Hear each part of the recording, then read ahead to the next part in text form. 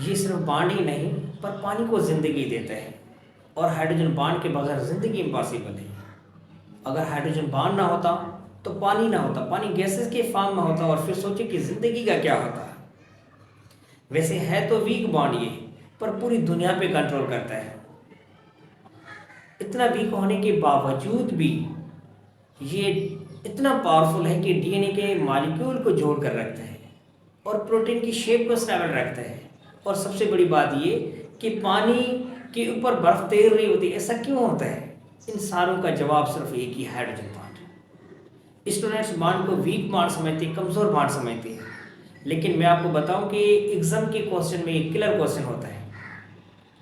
ये invisible bridge की तरह काम करता है, जो मॉलिक्यूल के बीच में खामोशी से काम करता है, उनको जोड़ कर रखता है। तो स्टूडेंट आज की इस वीडियो में मैं आपको वो बॉन्ड बताने जा रहा हूँ, वो बॉन्ड पढ़ाने जा रहा हूँ, वो समझाने जा रहा हूँ जो केमिस्ट्री को बायोलॉजी से जोड़ता है। और देखना कि इस वीडियो के एंड तक आप हाइड्रोजन बॉन्ड कभी भी नहीं भूलेंगे। और स्टूडेंट आप सबको रिक्वेस्ट है कि आप अगर हमारे चैनल पर न्यू हैं तो हमारा चैनल सब्सक्राइब करें, लाइक करें और अपने दोस्तों के साथ शेयर भी करें, ताकि हमें भी सपोर्ट मिले और आपको भी फ़ायदा हो। आने वाली वीडियोज़ आपको टाइम नहीं मिलती रहे। तो शुरू करते हैं, टाइम वेस्ट के बगैर हाइड्रोजन बॉन्ड की तरफ बढ़ते हैं। देखते हैं पहले कि इसकी इंपॉर्टेंट पॉइंट्स क्या है, हाइड्रोजन बॉन्ड क्या है और उसकी इंपॉर्टेंस पॉइंट क्या है। अच्छा स्टूडेंट्स, आप देखते हैं कि हाइड्रोजन बॉन्डिंग को थोड़ा प्रैक्टिकली समझते हैं। हाइड्रोजन बॉन्ड, अब हाइड्रोजन जो बॉन्ड है उसी को हम क्या कहते हैं, उसका दूसरा नाम है paratonic bridge. Student keep in your mind, paratonic bridge, क्योंकि हाइड्रोजन जो बॉन्ड होता है वो एक ब्रिज की तरह बिहेव करता है, ब्रिज का काम करता है, पैराटॉनिक ब्रिज, इसीलिए इसको हम कहते हैं पैराटॉनिक ब्रिज। अब हाइड्रोजन बॉन्ड को रिप्रेजेंट किया जाता है, रिप्रेजेंटेड बाय, ये बहुत ही बेसिक चीजें हैं, बहुत ही इंपॉर्टेंट है, represented by dot line, dotted line कौन सी, डॉट डॉट डॉट, ये हाइड्रोजन बॉन्डिंग, ठीक हो गया। और हाइड्रोजन बॉन्ड याद करो कि ये सेकेंडरी बॉन्ड है, सेकेंडरी बॉन्ड है ये। हाइड्रोजन बॉन्ड क्या है? सेकेंडरी बॉन्ड है, ठीक है। और हाइड्रोजन बॉन्ड के टाइप्स कितने हैं? दो टाइप्स हैं, intramolecular types of hydrogen bond, types of hydrogen bond. अब हाइड्रोजन टाइप्स कितने हैं? टू टाइप्स हैं। एक होता है इंटरमॉलिक्यूलर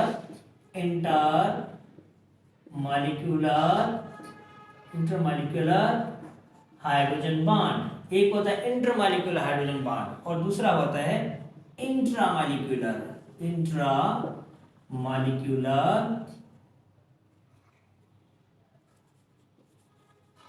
हाइड्रोजन बॉन्ड। स्टूडेंट अब इंटरमॉलिक्यूलर और इंट्रामॉलिक्यूलर में आप सोच रहे हैं कि क्या डिफरेंस है। तो देखना, इंटरमॉलिक्यूलर जो होता है दो डिफरेंट मॉलिक्यूल के बीच में हो, जब दो डिफरेंट मॉलिक्यूल के बीच में हाइड्रोजन बॉन्ड बनता है उसी को हम कहते हैं इंटरमॉलिक्यूलर हाइड्रोजन बॉन्ड। जैसे कि मैं आपको मिसाल दूं, अब कॉलेज का कोई भी कंपटीशन हो रहा है तो मुख्तलिफ कॉलेजेस आपस में क्या करते हैं, वो आते हैं, तो वो इंटर कॉलेज का क्या होता है, कंपटीशन होता है, कि मतलब कि एक जैसे मॉलिक्यूल भले हो लेकिन काउंटिंग में, गिनती में दो मॉलिक्यूल होने चाहिए। दो मॉलिक्यूल के बीच में जब बॉन्ड बनता है उसी को कहते हैं इंटरमॉलिक्यूलर हाइड्रोजन बॉन्डिंग। और इंट्रामॉलिक्यूलर मींस एक मॉलिक्यूल के बीच में जब हाइड्रोजन बॉन्ड बन रहा है उसी को कहते हैं हम इंट्रामॉलिक्यूलर। जैसे नाइट्रोफिनोल जैसे बनता है, तो आगे हम चलते हैं, तो ऑर्गेनिक केमिस्ट्री में इसका अहम किरदार है। अब इंटरमॉलिक्यूलर जो हाइड्रोजन बॉन्ड है उसी में होमो भी सेम एटम, सब जब सेम मॉलिक्यूल मिलते हैं तो क्या होते हैं, होमो बन जाते हैं, और इसमें हेट्रियो भी बनते हैं। तो होमो कैसे बनते हैं, हेट्रियो कैसे बनते हैं, उसी को हम देखते हैं। तो ये थोड़ी बेसिक चीज़ है, ये याद रखो। हाइड्रोजन बॉन्ड को कहते हैं पैराटॉनिक ब्रिज, इंपॉर्टेंट पॉइंट है, बेसिक चीज़ है, लेकिन बहुत काफ़ी बार ये सवाल में पूछा गया है एग्जाम में। पैराटॉनिक ब्रिज कहते हैं, क्यों? क्योंकि ये ब्रिज का काम करता है, और इसको जाहिर किया जाता है डॉट लाइन से। और ये सेकेंडरी बॉन्ड है, क्योंकि हाइड्रोजन जो बॉन्ड है वो टू टाइप्स है, एक है प्राइमरी बॉन्ड, दूसरा है सेकेंडरी बॉन्ड। प्राइमरी बॉन्ड में कौन सा होता है, covalent bond, ionic bond, covalent bond, ये सारे के सारे क्या है, प्राइमरी बॉन्ड। आगे चलकर हम बात करते हैं उसकी एनर्जी कितनी होती है, हाइड्रोजन बॉन्ड की एनर्जी कितनी होती है, वैन डर वाल फोर्स की एनर्जी कितनी होती है, उसी को डिस्कस करने वाले हैं। आप टेंशन नहीं लो, चलते हैं slowly slowly. Secondary bond, hydrogen bond जो है सेकेंडरी बॉन्ड है, और हाइड्रोजन बॉन्ड के टाइप्स दो टाइप्स हैं, टू टाइप्स हैं।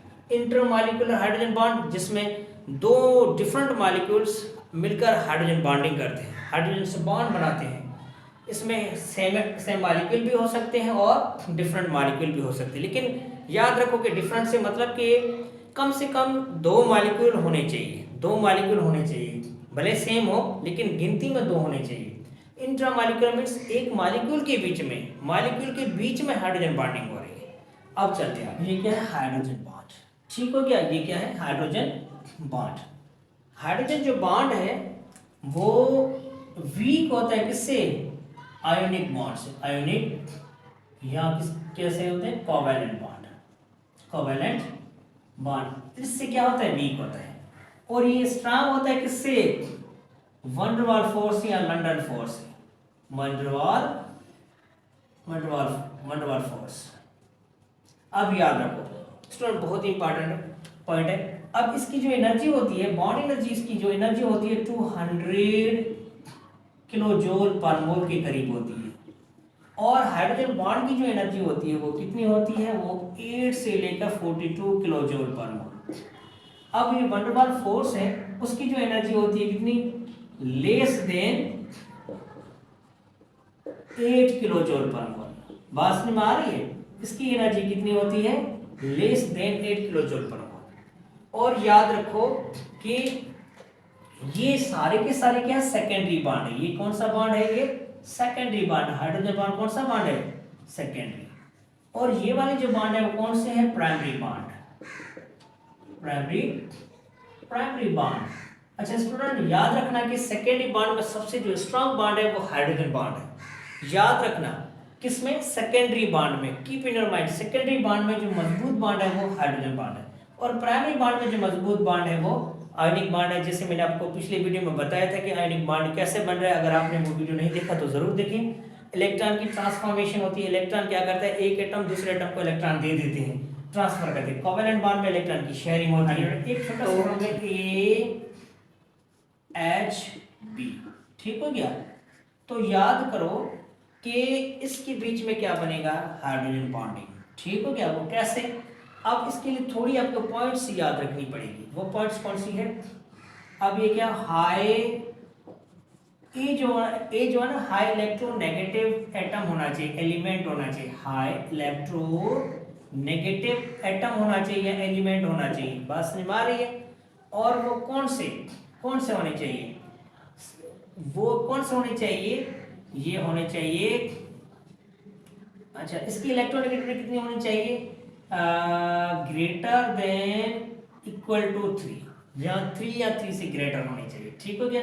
अब दूसरी पॉइंट ये कि वो कौन से एलिमेंट होने चाहिए, फ्लोरीन, ऑक्सीजन एंड नाइट्रोजन, ये होने चाहिए इन ऑर्गेनिक केस में। अगर ऑर्गेनिक की बात करें तो फिर क्या होगा, कार्बन एंड क्लोरीन, ठीक है। याद रखोगे कि ए के लिए क्या होना चाहिए, हाई इलेक्ट्रोनेगेटिव एटम होना चाहिए, और इलेक्ट्रोनेगेटिविटी 3 या 3 से ग्रेटर होनी चाहिए। और वो एलिमेंट कौन से होने चाहिए, फ्लोरीन, ऑक्सीजन और नाइट्रोजन। और ये जो है ऑर्गेनिक केस के लिए, किसके लिए, ये ऑर्गेनिक के लिए, ऑर्गेनिक, कार्बन और क्लोरीन। क्लोरीन की भी 3 है इलेक्ट्रोनेगेटिविटी, देखो अब इसकी कितनी है, फ्लोरीन की कितनी है 4, ऑक्सीजन की कितनी है 3.5, नाइट्रोजन की कितनी है 3। अब क्लोरीन की भी 3 है, लेकिन ये ऑर्गेनिक केस के लिए और ये इनऑर्गेनिक केस के लिए। अब इसी को देख लेते हैं, ठीक है। अब इसकी भी इलेक्ट्रोनेगेटिविटी क्या होनी चाहिए, हाई होनी चाहिए, हाई इलेक्ट्रोनेगेटिविटी। बात समझ में आ रही है। और इसकी साइज क्या होनी चाहिए, स्मॉल साइज होनी चाहिए, स्मॉल साइज, ठीक हो गया। अब हाई इलेक्ट्रोनेगेटिविटी होनी चाहिए और स्मॉल साइज होनी चाहिए। और तीसरी पॉइंट कि इसके लिए इसके पास क्या होना चाहिए, लोन पेयर इलेक्ट्रॉन होने चाहिए। क्या होने चाहिए, लोन पेयर इलेक्ट्रॉन होने चाहिए। तो याद रखो कि वैन डर वाल फोर्स जो होती है वो, उसकी एनर्जी कम होती है हाइड्रोजन से, और हाइड्रोजन की एनर्जी कम होती है किसी, कोवैलेंट बॉन्ड, मतलब कि आयनिक कोवैलेंट बॉन्ड मजबूत होता है किसी, हाइड्रोजन से, और हाइड्रोजन बॉन्ड इससे मजबूत है। हाइड्रोजन बॉन्ड की एनर्जी जो होती है वो 8 से लेकर 42 किलो जूल पर मोल। आयोनिक बॉन्ड की कितनी होती है, इनकी प्राइमरी बॉन्ड की 200 से लेकर 200 किलो जूल पर मोल, और इसकी 8 किलो जूल पर मोल से भी कम होती है। तो ये फॉर्मूला याद रखना AHB। अब ए जो है वो क्या, हाई इलेक्ट्रोनेगेटिव एलिमेंट होना चाहिए, कीप इन योर माइंड, और इलेक्ट्रोनेगेटिविटी 3 या 3 से ग्रेटर होनी चाहिए। और वो मॉलिक्यूल्स एटम कौन से होने चाहिए, एलिमेंट कौन से नहीं, फोन, फ्लोरीन, ऑक्सीजन, नाइट्रोजन। देखिए इसकी इलेक्ट्रोनेगेटिविटी, और ये ऑर्गेनिक केस के लिए कार्बन, क्लोरीन, ठीक हो गया। और ये उसके बाद बी जो एटम होता है ना, बी, वो भी इलेक्ट्रोनेगेटिव एलिमेंट होना चाहिए और स्मॉल साइज होनी चाहिए, लोन पर इलेक्ट्रॉन इसके पास। अब देखते हैं इसमें सवाल ये पैदा होता है कि इन दोनों के बीच में मजबूत बॉन्ड कौन सा है। जहरी बात है, ये जो ए बॉन्ड होगा वो क्या होगा, बॉन्ड एनर्जी, इसको हम क्या मान लेते हैं, एक्स। इसी को हम क्या मान लेते हैं, ये कौन सा बॉन्ड है, कोवेलेंट बॉन्ड। इसके बीच में ये कौन सा बना, कोवेलेंट बॉन्ड, और ये कौन सा बना, हाइड्रोजन बॉन्ड। ठीक हो गया। अब कोवेलेंट जो बॉन्ड है उसकी एनर्जी कितनी है, 200 किलो जूल पर मोल। ठीक है, इसकी कितनी है, 8 से लेकर 42। तो जहरी बात है इसकी एनर्जी ज्यादा है तो फोर्स ऑफ अट्रैक्शन ग्रेटर होगी। तो इसको मान लेते हैं x और इसी को मान लेते हैं y। ठीक हो गया। अब सवाल ये पैदा होता है कि bond energy of x greater than bond energy of y। ठीक है, ए में ये है और बी में है bond energy of x less than bond energy of y। C में है bond energy of x equal to bond energy of y। तो देखें बॉन्ड एनर्जी किसकी है, इसकी क्या है, हाई, क्योंकि कोवेलेंट बॉन्ड है। ये तो हमारे पास एमसीक्यूज हो गया, सवाल हो गया कि ये बॉन्ड इसकी एनर्जी हाई होगी। लेकिन याद रखो कि सम केस में ये भी हाइड्रोजन बॉन्ड भी इसके बराबर हो जाता है, बॉन्ड एनर्जी इसकी सेम हो जाती है, स्ट्रेंथ इनकी दोनों की सेम हो जाती है। वहां पे आइडेंटिफाई करना मुश्किल हो जाता है कि कौन सा हाइड्रोजन बॉन्ड है, कौन सा कोवेलेंट बॉन्ड है। उसका केस मैं आपको बता देता हूँ। आप सपोज करें ये हमारे पास ये एक ऐसा केस है जैसे कि हाइड्रोजन डाइफ्लोराइड आयन। ठीक हो गया। अब ये ऐसा केस है कि यहाँ पे आइडेंटिफाई करना मुश्किल हो जाता है कि इसके बीच में कौन सा हाइड्रोजन और कौन सा कोवेलेंट बॉन्ड है।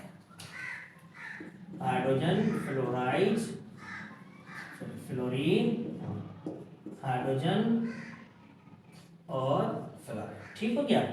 और फ्लोरीन पे क्या आ जाएगा, आयन, नेगेटिव चार्ज।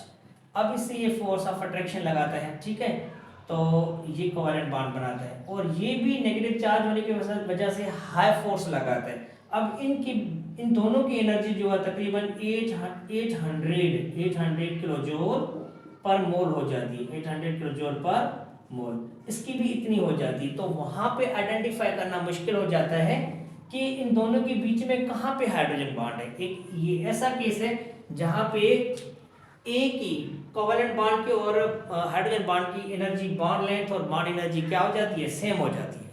तो एक ऐसा केस है जहाँ पे दोनों की एनर्जी सेम हो जाती है, वहाँ पे आइडेंटिफाई करना मुश्किल हो जाता है कि कौन सा हाइड्रोजन बॉन्ड है और कौन सा बॉन्ड कोवेलेंट। हाइड्रोजन जो बॉन्ड है उनके दो टाइप्स हैं, इंटरमॉलिक्यूलर और इंट्रामॉलिक्यूलर। अभी जो हम पढ़ने वाले हैं इंटरमॉलिक्यूलर, बाद में देखते हैं इंट्रामॉलिक्यूलर। अब मॉलिक्यूल हमारे पास हाइड्रोजन फ्लोराइड, वाटर और अमोनिया। ठीक हो गया। इनकी देखते हैं बॉन्ड एनर्जी और बॉन्ड लेंथ, देखते हैं कि किसकी मजबूत है, किसका बॉन्ड मजबूत है, बॉन्ड लेंथ और बॉन्ड रेडियस देखते हैं। हाइड्रोजन फ्लोराइड, हाइड्रोजन और फ्लोराइड। तो फिर दोबारा हाइड्रोजन और फ्लोराइड ऐसे बना लेते हो। ठीक है, अब ऐसे बना सकते हो। अब याद रखना कि इन दोनों के बीच में जो ये बॉन्ड एंगल बनती है 120 से लेकर 140, 140।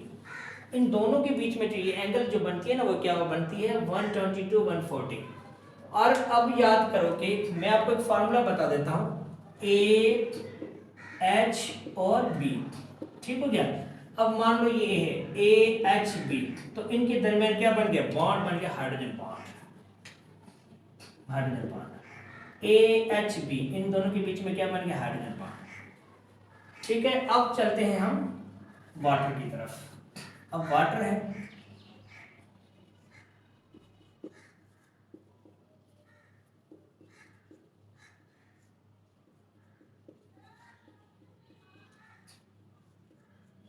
HOH, ठीक हो गया। अब यहां पे AHB, इन दोनों के बीच में क्या, हाइड्रोजन बॉन्ड, AHB, इन दोनों के बीच में क्या, हाइड्रोजन बॉन्ड। अब तीसरा हमारे पास जो है वो अमोनिया। अब अमोनिया को देखते हैं। अमोनिया,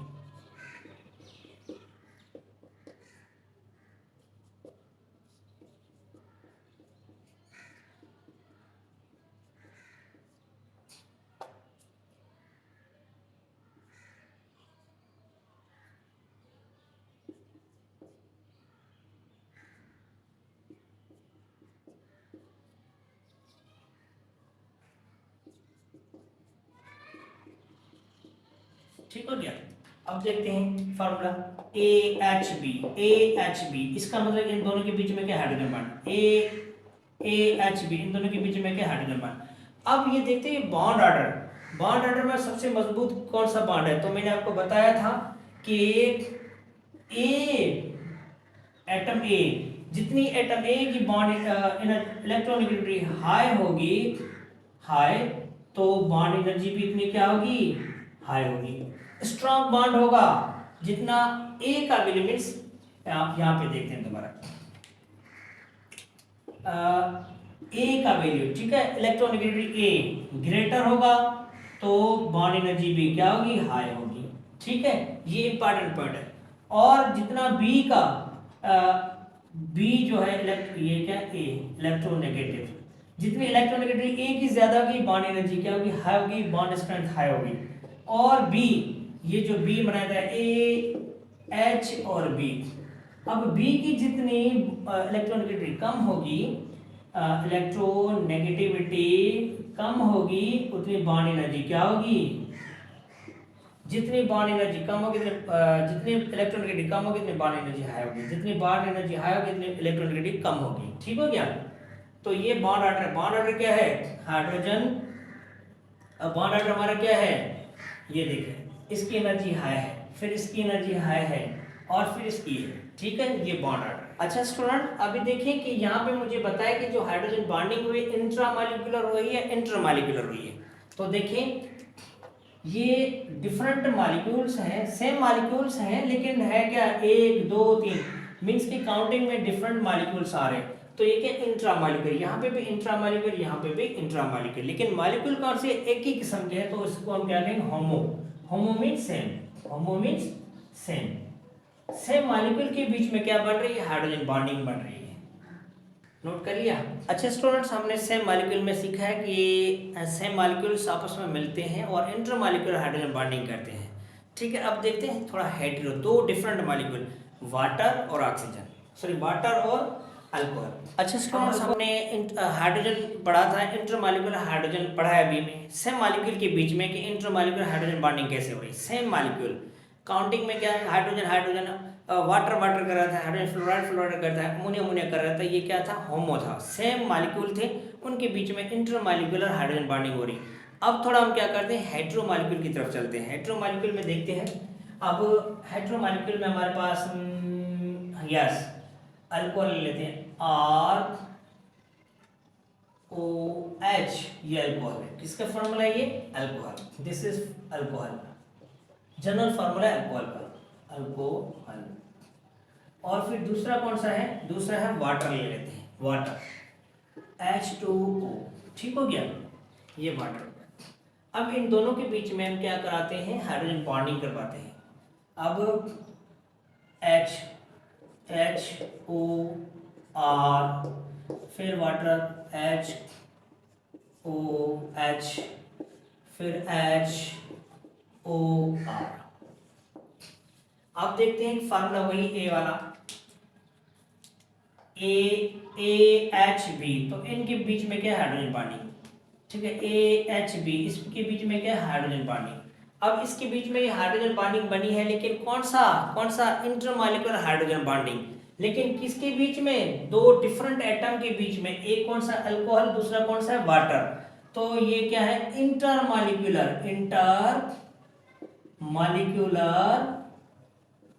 हाइड्रोजन बॉन्ड बनाया, हाइड्रोजन इंटरमॉलिक्यूलर हाइड्रोजन बॉन्ड, लेकिन किसके बीच में, हेटेरो का मतलब क्या था, डिफरेंट, हेटेरोमॉलिक्यूल के बीच में बने हैं। ठीक हो गया। अब और आगे बढ़ते हैं, नोट कर लो, ये बहुत इंपॉर्टेंट है। और अभी भी मॉलिक्यूल हमारे पास, और मॉलिक्यूल हमारे पास H3BO3। ठीक हो गया। इसी को कहते हैं बोरिक एसिड, ठीक हो गया। अब ऐसे एग्जिस्ट नहीं करता, मैं आपको समझाता हूँ आगे, ठीक है। ये कैसे एग्जिस्ट करता है मैं आपको बताता हूँ, बुक में ऐसे एग्जिस्ट नहीं करता। अब क्या हो गया, बोरॉन, ठीक है, और OH और OH, ठीक हो गया। और ये एक्चुअली कैसे एग्जिस्ट करता है, BH3BO3 होल, मतलब स्क्वायर, ठीक है, होल ट्वाइस, ऐसे एग्जिस्ट करता है। याद रखो कि H3BO3 और होल स्क्वायर, होल इसको ट्वाइस कहते हैं, ठीक है। ये बोरिक एसिड का एक्चुअल फार्मूला है। अब यहाँ पे फिर दूसरा भी, ठीक हो गया। अब क्या करते हैं कि ऑक्सीजन हाइड्रोजन और यहाँ पे OH, ठीक है। इसी चेन को हम क्या कहते हैं, डायमर, क्या कहते हैं इसको, डायमर, या इसी प्रोसेस को कहते हैं डायमराइजेशन, इसी को कहते हैं डायमराइजेशन, ठीक हो गया। अब इसको चैलेशन भी कहते हैं, chelation means formation of ring, chelation याद रखना, chelation means formation of ring, formation of ring, याद करो, बहुत ही इंपॉर्टेंट है, नोट करो, ठीक है। अब देखो बोरिक एसिड ऐसे एग्जिस्ट करता है, H3BO3 होल स्क्वायर, या इसको H3BO3 क्या कहते हैं उसको, ट्वाइस, होल ट्वाइस, ये इसको डायमराइजेशन कहते हैं, इसको डायमराइजेशन, ठीक है। अच्छा, अब सवाल ये पैदा आता है कि ये डायमर क्यों बनता है, बिकॉज ऑफ हाइड्रोजन बॉन्डिंग। इसकी जो ये स्ट्रक्चर बनती है, बोरिक एसिड की डायमराइजेशन बनती है, तो वो because of hydrogen bonding, note कर लो। अच्छा, मैं कार्बोक्सिलिक एसिड, अब इसको भी, ये भी कैसे एग्जिस्ट करता है उसी को मैं आपको बताता हूँ। RCOOH ऐसे एग्जिस्ट नहीं करता, वो भी कैसे करता है, दो मर्स होते हैं, इसको स्क्वायर करेंगे, ट्वाइस करेंगे, ठीक हो गया। तो याद करो कि OH डबल बॉन्ड O और R, ठीक हो गया, एक ये बन गया। और फिर दूसरा कैसे बना लेते हैं, OH और डबल बॉन्ड O, ठीक हो गया। अब ये भी देखो क्या बन गया, डायमर बन गया, क्या बन गया, ये डायमर बन गया, डायमर बन गया, ये डायमर, इसको भी डायमराइजेशन कहते हैं। और डायमराइजेशन, ठीक, कार्बोक्सिलिक एसिड भी क्या, डायमराइजेशन। अच्छा, ये कौन सा बना, इंटरमॉलिक्यूलर, कौन सा बना, इंटरमॉलिक्यूलर हाइड्रोजन बॉन्ड बना, ठीक है, डायमराइजेशन। अच्छा, इसी भी इसमें याद रखना कि जो बोरिक एसिड है उसका हम जो वेट करते हैं लेबोरेटरी में, जब वेट करते हैं वो एक्चुअल वेट से वो डबल हो जाता है, क्यों, बिकॉज ऑफ डायमराइजेशन, ठीक है। वो एक्चुअल वेट से वो क्या हो जाता है, वो बढ़ जाता है, डायमर की वजह से। इसके दो मॉलिक्यूल से कैसे एग्जिस्ट करता है, RCOOH ऐसे, ठीक है, डायमराइजेशन की वजह से इसका वेट बढ़ जाता है। स्टूडेंट, आप थोड़ी ऑर्गेनिक केमिस्ट्री आ गई है, इसी को हम हाइड्रोजन बॉन्डिंग करवाते हैं, ठीक है। तो कार्बन, हाइड्रोजन, क्लोरीन और क्लोरीन, ठीक हो गया। और यहाँ पे oxygen double bond carbon CH3 ठीक हो गया। एसीटोन केटोन फैमिली पड़ी है ना, प्रोपेनॉन, तो ये एसीटोन है, ठीक हो गया। अब क्या होता है कि क्लोरीन मोस्ट इलेक्ट्रोनेगेटिव एलिमेंट है, इसने क्या किया है कि इलेक्ट्रॉन सारे इसके खींच लिए हैं, अपनी तरफ खींच लिए हैं, तो ये अब कार्बन ने अपने आप को क्या बना लिया है, मोस्ट इलेक्ट्रोनेगेटिव एलिमेंट। फिर क्या करता है कि हाइड्रोजन के पास प्लस और यहाँ पे माइनस, फिर ये क्या करता है आपस में ये थोड़ा शेयर करता है, तो क्या होता है कि इलेक्ट्रॉन शेयर करता है। अब ये बन गया AHB, तो यहाँ पे बन गया क्या, हाइड्रोजन बॉन्डिंग, ये बन गया इसके बीच में हाइड्रोजन बॉन्डिंग। अब आप कह रहे थे कि सर फ्लोरीन ऑक्सीजन और नाइट्रोजन हो तब ही हाइड्रोजन बॉन्ड बनता है, लेकिन देखिए ऑर्गेनिक केमिस्ट्री में ऐसा भी होता है, ऐसे भी बॉन्ड बनता है ऑर्गेनिक केमिस्ट्री में, तो ये बात आपको समझ में आई। अच्छा सुनो, अभी सवाल ये होता है कि which is the more soluble in water, अब इन दोनों के बीच में कौन सा सॉल्युबल ज्यादा है, NH और अमोनियम आयन, ठीक हो गया। तो अब ये है सोडियम, ठीक है, सोडियम आयन। अब इसको वाटर के मॉलिक्यूल ने चारों तरफ से घेर लिया है, चारों तरफ से वाटर मॉलिक्यूल ने क्या कर लिया है, घेर लिया है, plus minus plus minus plus minus minus plus. अब ये है अमोनिया, अमोनियम आयन, ठीक हो गया। अब क्या होता है कि एक वाटर मॉलिक्यूल यहां पे और एक वाटर मॉलिक्यूल यहां पे, इसी को भी वाटर मॉलिक्यूल ने घेर लिया। अब देखते हैं ये जो बॉन्ड बने किसके बीच में है, ये आयन के बीच में, ion dipole moment means one डर वाल फोर्स है, तो ये वीक है। अब देखो ये आयन के बीच में डाइपोल इंटरेक्शन है, ion dipole interaction means one डर वाल फोर्स है। अब यहां पे देखें AHB, इसके बीच में क्या बना, hydrogen bonding, AHB hydrogen bonding. अब देखो यहां से AHB या AHB, इसके बीच में क्या बना, हाइड्रोजन बॉन्डिंग। तो जो हाइड्रोजन बॉन्डिंग होती है ना, which ever the hydrogen bond strong more soluble, जहां पे भी हाइड्रोजन बॉन्डिंग मजबूत होती है वहां पे वो मोर सॉल्युबल होता है। तो ये क्या है, इससे मोर ज्यादा क्या है, अमोनिया सॉल्युबल है, क्योंकि बिकॉज ऑफ हाइड्रोजन बॉन्डिंग की वजह से, हाइड्रोजन बॉन्डिंग की वजह से ये सॉल्युबल है। ये यहाँ पे जो है वो बॉन्डिंग जो हो रही है वो आयन डाइपोल इंटरेक्शन हो रही है, और यहाँ पे हाइड्रोजन बॉन्डिंग है, हाइड्रोजन बॉन्डिंग की वजह से ये अमोनिया मोर सॉल्युबल है। अच्छा स्टूडेंट, अब इन दोनों के बीच में ये क्या है, अल्कोहल है, अल्कोहल, ये है अल्कोहल।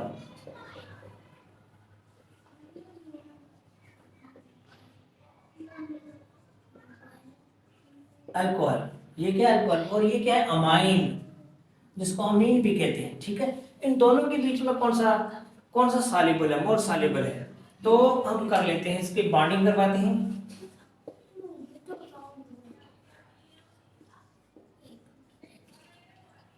और इसके बीच में RNH H।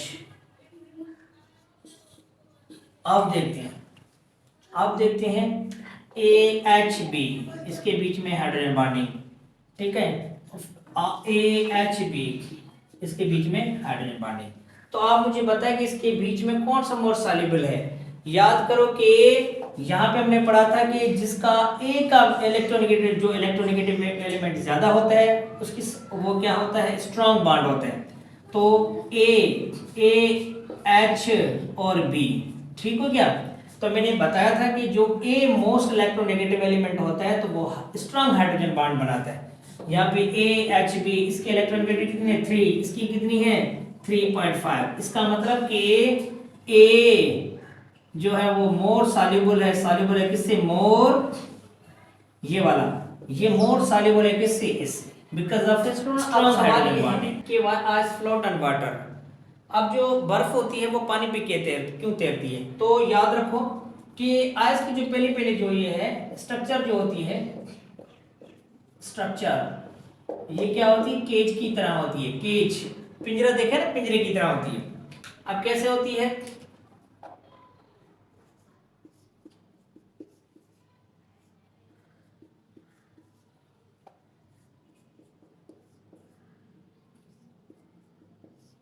ठीक हो गया, हाइड्रोजन हाइड्रोजन हाइड्रोजन, ठीक है। अब ये केज की तरह इसकी स्ट्रक्चर है, हाइड्रोजन बॉन्डिंग की वजह से जो स्ट्रक्चर है वो इसकी ओपन है और केज की तरह है, तो यहाँ पे होल बन जाता है, खाल बन जाता है, जिसको वाइड भी कहते हैं, ये एम्प्टी स्पेस हो जाता है, ठीक है। हाइड्रोजन बॉन्डिंग की वजह से वॉल्यूम इसका क्या हो जाता है, इंक्रीज हो जाता है, वॉल्यूम क्या हो जाता है, इंक्रीज हो जाता है, ओपन स्ट्रक्चर हो जाती है, और इसीलिए डेंसिटी क्या हो जाती है, डेंसिटी इसकी डेंसिटी लो हो जाती है, बिकॉज ऑफ हाइड्रोजन बॉन्डिंग की वजह से स्ट्रक्चर जो है इसकी केज बन जाती है, अंदर में क्या वाइड बन जाता है, होल बन जाता है, और हाइड्रोजन बॉन्डिंग की वजह से इसका वॉल्यूम इंक्रीज हो जाता है और डेंसिटी कम हो जाती है, इसीलिए वो पानी पे तैर रही होती है।